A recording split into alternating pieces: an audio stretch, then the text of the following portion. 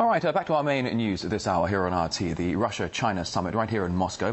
For more analysis on Hu Jintao's visit, let's talk to political scientist Dr. Keul Chung in Beijing. Thank you for joining us today, Dr. Chung. China and Russia are on course to become major trading partners. How might this impact on the global economy, for instance, in Europe? You know, the China-Russia trade and economic relationship and the huge development between two nations, I believe, is not only of impacting European continent, but also the global scene. The economic trade, the relationship is not only limited to economy, it's also related to strategic relationships. So it is going to be huge impact to the world. So not just economic agreements and a relationship, but also a strategic relationship, as you were saying. But Russia and China are on the same page when it comes to Libya and Syria. Do you think their collaboration could help to resolve these conflicts, or would this even be welcomed by the Western powers already embroiled? As we heard yesterday from the Kazakhstan, where Hu Jintao attended at the SCO, the Shanghai Cooperation Organization, I believe they officially oppose to further military escalation. They call for the peaceful resolution and end for any further military strike against Libya. I believe Russia and China, together with other Central Asian nations, are trying to do more, play more positive, little more, I would say, constructive and aggressive role to stop the military intervention in Libya by U.S. and NATO forces.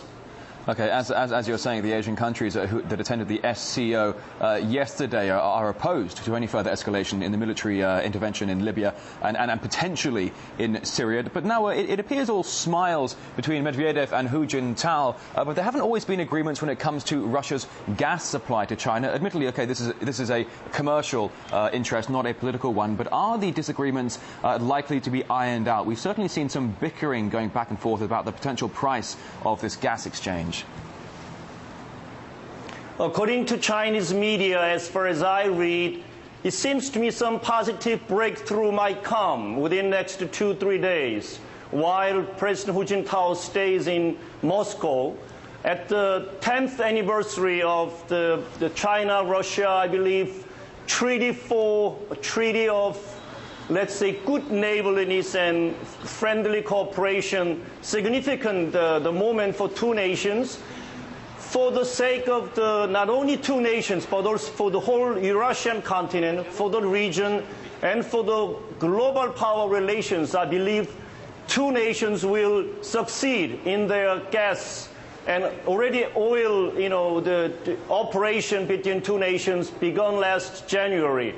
I believe this time they will make through the gas deal between two nations. Okay, so you see this gas deal becoming a success between both nations, and as you were saying, certainly there are some regional implications there. But as we were talking about a few moments ago about Wednesday's meeting of the Shanghai Cooperation Organization in Kazakhstan, we did see a closer collaboration and big proposals put on the table between group members. Do you think it's possible that the SCO could become the economic mover and shaker of the world?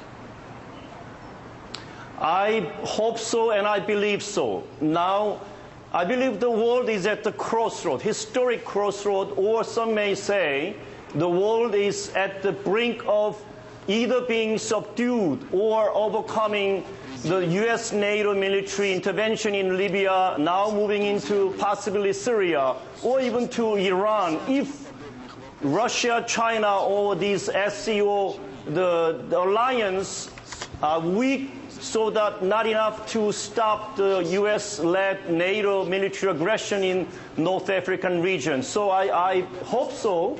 The SCO, Russia, China, Russia leading this new global movement to balance the power in the world so that they can build a new world order where no more unilateral, aggressive, or even colonial methodology being put into a sovereign nation such as Libya.